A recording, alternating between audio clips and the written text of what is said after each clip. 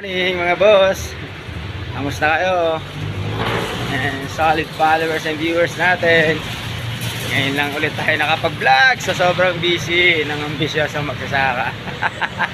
Kamusta? Dadaan lang tayo sa Jollibee. Dadaan lang tayo, wala tayong pera eh. Punta tayo sa 7-Eleven. Titingin tayo titingin tayo mga kapag-withdraw para mamigay tayo sa ating mga followers. Hindi na tayo nakakapagbigay ulit, binagsak na. Ayan po, dami na agad pila dito sa palengke. Sa vlog. Ayan o.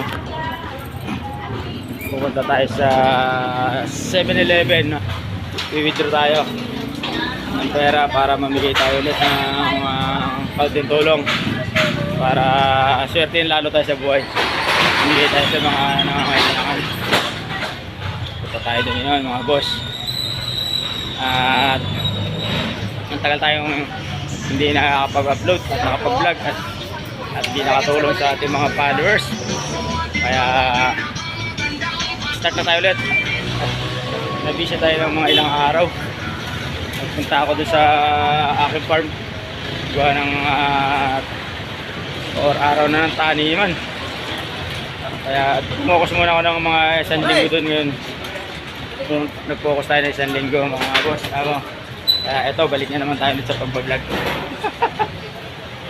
Na-busy ang ambisyoso magsasaka ni Kuya Joel. Madudas ang daan.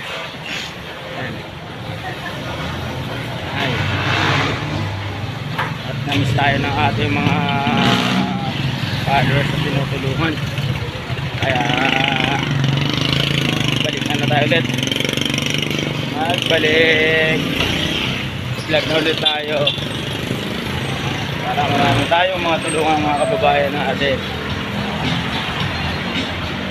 Alam ko sabik ng mga kababayan natin sa tulong natin.